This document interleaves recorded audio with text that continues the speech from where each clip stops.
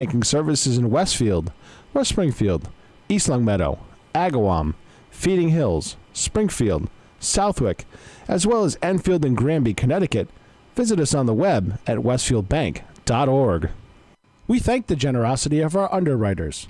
For more information, please contact the Westfield State Foundation at 413-572-8646. Friday mornings is something different on 89.5 FM. It's JP's Talk About Town. Community Radio. 89.5 WSKB. Live from the campus of Westfield State University, this is 89.5 FM WSKB Westfield.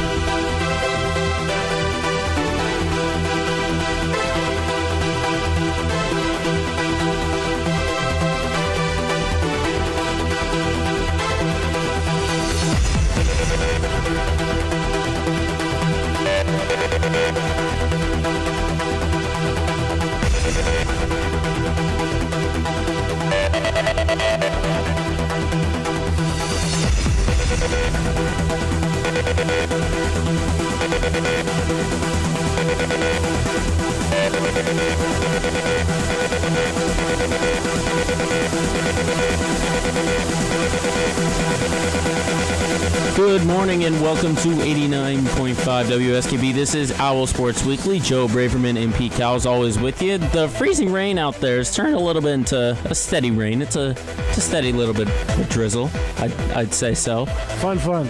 Yeah. So again, this is Owl Sports Weekly, and it's an exciting time. So exciting, we got to bring in a special guest. One of my partners on Westfield State Owls Broadcasting, Adam Colbert, is joining us here for this edition of Owl Sports Weekly. Adam, thanks for joining us for this edition. Yeah, of course, Joe. Thanks for having me. I know you've always talked about me coming in on Friday mornings, but I was able to make it today. So yeah, he just happened to get out of bed just for today. Just for today, he sludged out of bed. You know, it's been the 4 years we've done this show, that's been a constant problem, getting out of bed on a Friday morning. Just saying. Well, when you're a college student, it kind of hits you. So just saying. The week takes the energy out of you. Fridays. No, Thursdays takes the energy out of you.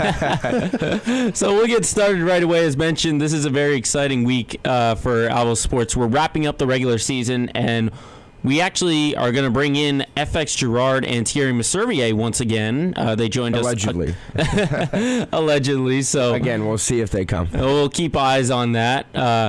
But for now, let's jump into some women's basketball, as they already have their playoff seeding wrapped up. They have clinched the number 2 seed, sitting at a conference record of 9-2 and an overall record of 15-9. Previous game was this past Wednesday at Fitchburg State, where they clinched that number 2 seed, 89-61. Big victory there.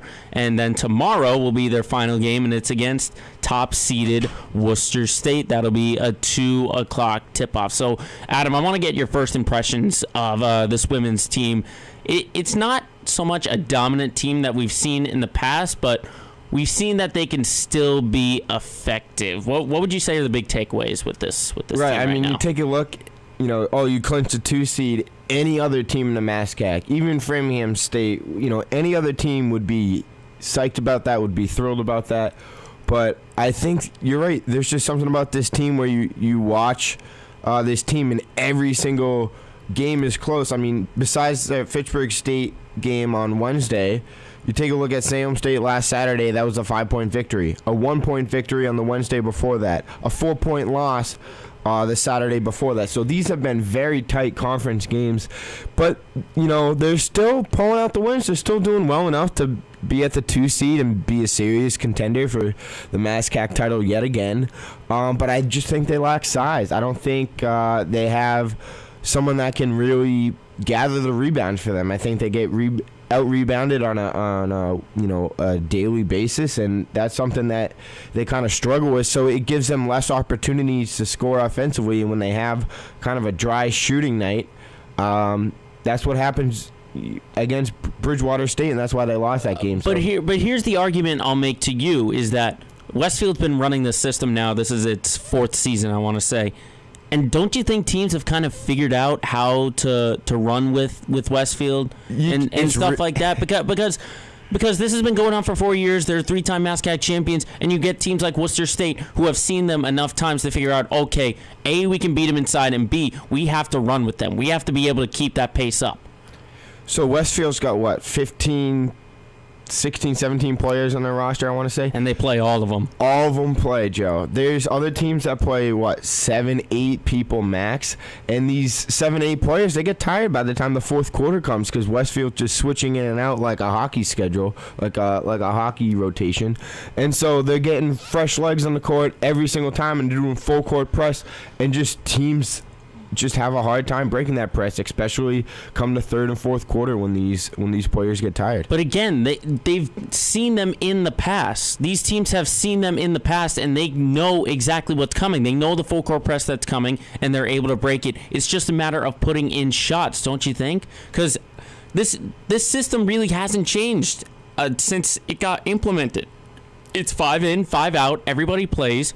You keep just keep shooting. Yeah, threes. you keep running and gunning. So you think with all these other teams, like Framingham kept it to a 1-possession game both times they met. Worcester State beat them by double digits when they went to Worcester State. Bridgewater State beat them by 4 at the Woodward Center.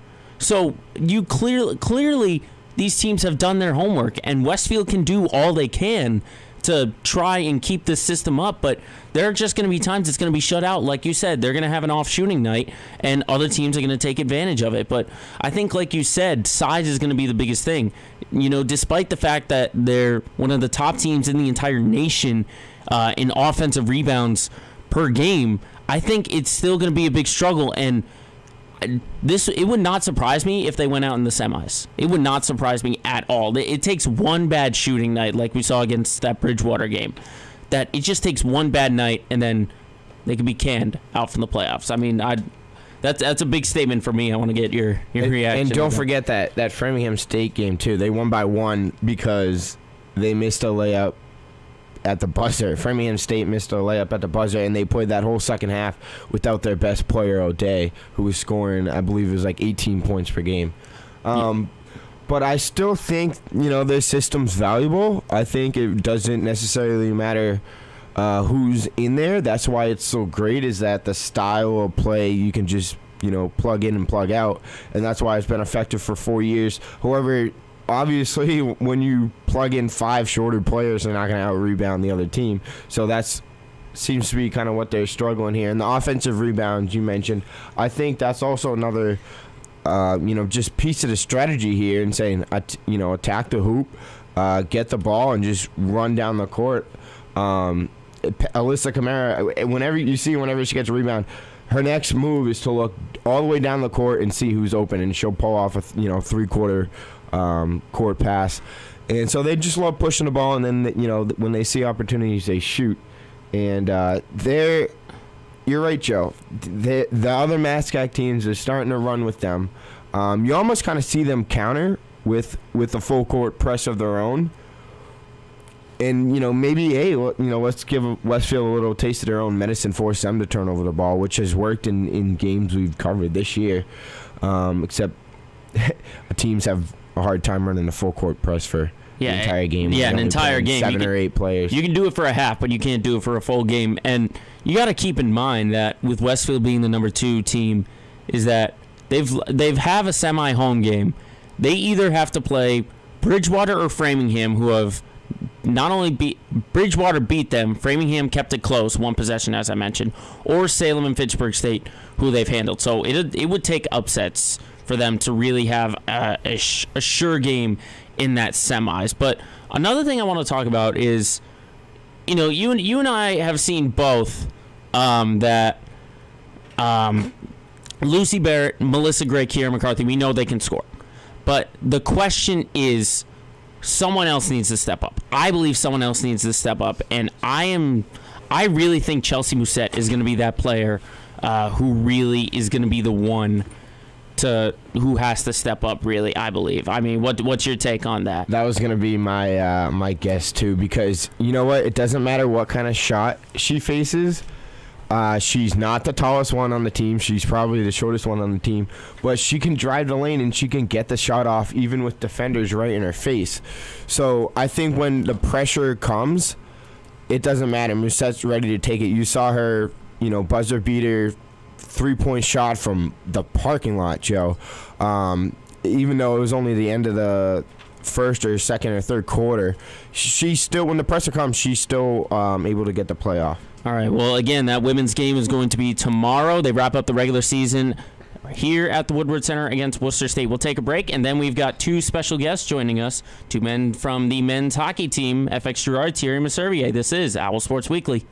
Support for the community programming of WSKB is provided by the Barnes & Noble College Bookstore in the Ely Campus Center, offering Westfield State T-shirts, sweatshirts, and gift merchandise, all of your academic needs, and offering textbook materials in new, used, ebook, and rental formats. Available at the bookstore on campus or online at westfieldstate.bncollege.com. We thank the generosity of our underwriters. For more information, please contact the Westfield State Foundation at 413-572-8646. Wednesday mornings from 6 till 8, it's Tina Gorman with Wake Up Wednesday. Community Radio. 89.5 WSKB. Live from the campus of Westfield State University, this is 89.5 FM, WSKB, Westfield. We're back for Owl Sports Weekly. Once again, Joe Braverman, Pete Cowles, Adam Colbert, joined with 2 very special guests. Once again, joining us is FX Girard and Thierry Messervier from the men's hockey team. Guys, thanks again for joining us. Thanks for having us. Yeah, I know last night was a little bit tough against Worcester State. We'll get to that in a second. But since the last time that you guys were here, you've continued a tremendous run. The week before, Are you saying you've been good luck to them? I'm not going to say that, but you guys have won. Since you guys have talked to us, you've taken a 6-0 win against Framingham State and a 4-3 win against UMass Dartmouth at Amelia Park Ice Arena. I want to talk about getting into the later part of the schedule and really wrapping up the regular season. Is it starting to become a playoff atmosphere with the remaining schedule of games you guys have? Yeah, absolutely. The last 2 games, I would say, the Worcester game last night and the UMass Dartmouth game, really felt like playoff games. It was just a battle from first minute to the last, and you could definitely feel that the heat is starting to amp up on the ice there.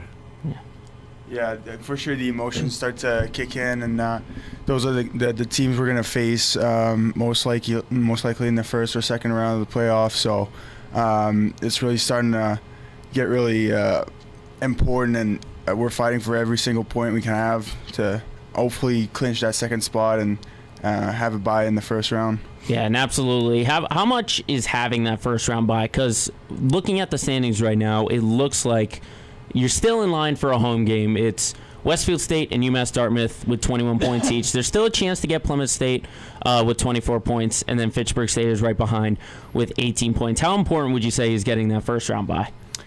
Well, especially for us, having a game on Tuesday, having to bye for the first round would be huge because it would give us a couple more days to rest and practice, and we can also watch our opponent play their first game while we're resting and really picking the points we can try to use to our advantage in that semifinal game.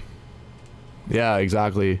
Especially like you're going straight to a semifinal game without having gone to the battle of a quarterfinal, which is huge. And I mean, resting up this time of year is so important. Especially we're all banged up. You could see all the guys before the game are all getting taped up on both sides. So everyone's banged up. So that extra couple days of rest would be definitely huge for us. And it's also one less game you have to play in. You talked about how the last two games, the UMass Dartmouth game and the Worcester State game last night, those are full intensity back and forth the whole game. Both games were 4-3 because of crucial goals scored in the last couple minutes of the game. So, you know, what kind of wear and tear does like every game bring to you?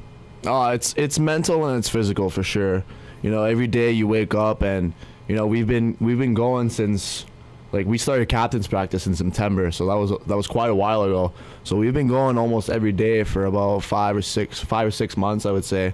Every day you're waking up, and you know, you wake up and you tell yourself, man, this is really hard. I could use a couple days off. So, and then your body is just completely exhausted. I mean, we're all banged up, spending a lot of time in the athletic training room. So, you know, it's a mental and a physical grind. But, I mean, at this time of year, you just got to embrace it and go with it and do what you can. Yeah, how much would you say is you're just in the playoff intensity of I want to win, and are there times you just step back and say, you know what, this is a great thing to be playing NCAA hockey and, you know, doing something that, you know, I've loved doing. How much do you take a step back and just understand, wow, I'm actually enjoying what I'm doing? That's actually like a group thing. I mean, we've been having success this year, and everyone's really put their effort into it, and together I think we've reached something really special, and we can enjoy it every day on the ice, and having a special group of guys like this it makes it so much better. All right, well, let's get into that Worcester State game. Unfortunately, it was a 4-3 loss right at the very end. Mike Moran with a power play goal. And I've been noticing over the past couple of games that, like, the physicality and the intensity, as you were alluding to, about the playoff mentality. And there's been a lot of, I like to call them extracurriculars, not necessarily, you know, just a couple pushing and shoving. How much intensity is there when you step onto the ice, and how much would you say composure is a big tool for you guys? Yeah, the intensity definitely kicked up a notch in the last two games. When you talk about composure, like, it's all about keeping your emotions in check. So, like, you can see that the veteran guys, like me, Clancy, Caglianone, all those guys, we've been there before, so we're able to keep our emotions in check a little bit more. And you know, last night you saw like some of the guys were getting having emotion out there, and sometimes it gets the best of us. So it's important to keep those in check and really put the team first and make sure that you're doing everything right. But it's almost good to have a little bit of that intensity where you have that I want to win mentality. Oh, absolutely. But it's important to keep that in check also. You know, you don't want to have too much emotion and then you take a... You don't have too highs or too lows, Yeah, right? exactly. You want to keep that right in the middle where you're not like too much on emotion where you're gonna run too much of a high or too much of a low. You don't want to get down and then and let it snowball. You know? Exactly. Yeah. And you really got to stay composed out there. And the thing is, in the MASCAC, only having 7 teams, you play each team 3 times, and now we're going through the 3rd round, and the guys they're getting to know each other, like from one team to the other, and then there's for sure some history. Someone hit you last time, then you're trying to get it back at them. Then someone just talks to you, and then just it adds up for sure. And then guys lose their cold for sure sometimes. But I think getting into playoffs, it's all about who's going to be able to keep their composure and not take useless penalties. I think is going to be important as we go on for sure. What do you guys think your biggest weakness is as a team? We have a lot of young players, and I feel like sometimes we get really very emotional. It gets very chippy, and sometimes maybe lose our composure. But overall, I think we've been doing good with it. Our PK has been doing well, so we've been able to get out of some situation we would have preferred not being into. But I think lately we've been struggling a little bit on the PK, but hopefully it's gonna straighten up going into playoffs. Yeah, I agree with that. I think it's just a fact that we're not the most skilled team out there, but we're fast and we're like intense. So if we start relying on our skill and think we're like the best team in the league, that's when we start to get like caught up by other teams. We got to be a team that's fast, that's gritty, that plays hard, and that's in your face to be successful. And you talked about having a lot of young guys on the team. Some of these guys, when you get into the playoffs, have never seen the playoffs before. So what's your sort of message? There's still 2 games left. What do you sort of tell your young guys about the playoffs and how much of a different atmosphere it is? Yeah, well, we've been starting to tell them that, like, it's, this is a playoff game, boys. Like, tonight's a playoff game, especially in the last 2 games, like we said.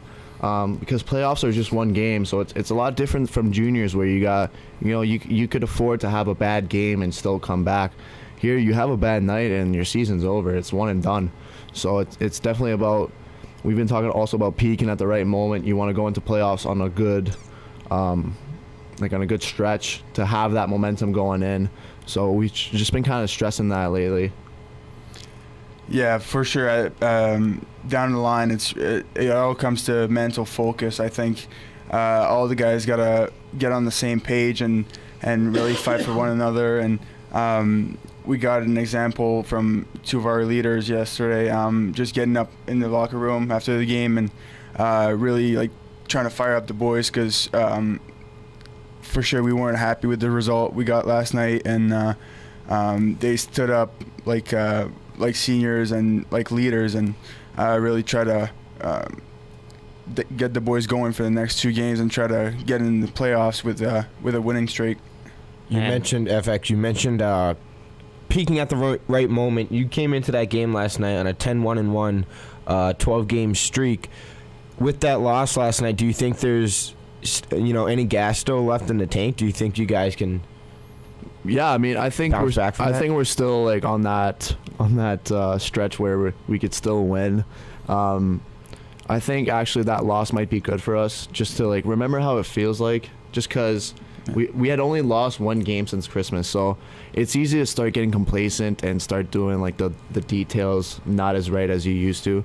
So I think losing every once in a while is good. So hopefully last night just puts us back in check a little bit and just keeps us on the right path. And especially in the fashion, the way it happened, about 3.5 seconds to go in the game, that has to give you extra motivation, because if that goal doesn't happen, you're going to overtime and you may at least get a point or 2. But the way that game ended, it must be extra motivation for the next 2 games.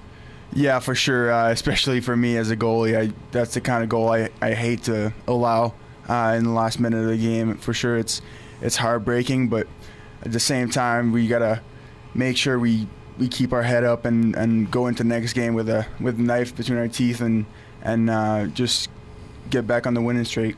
All right, so you are going back to Fitchburg State Saturday. That'll be a 4:00 puck drop, and then the final game to wrap it up will be at home versus Plymouth State. And I know you guys want to look ahead to that Plymouth State game, considering the way you beat them 3-1 on Saturday the 26th. But what would you say for these last 2 games are going to be the biggest things to take away, and what are you guys looking out of for each other?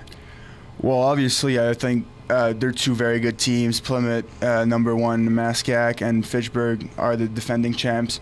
So it's now is the time to put our name out there and make a name for ourselves and really prove that we're a dominant team in this conference, and really show the other team and even the other conference in D3 hockey that Westfield State is a good hockey program, and that we're really going to go places for sure. Yeah, especially that Fitchburg game is going to be a big battle. They're much of a home team where, like, at home they play a lot different than they do on the road.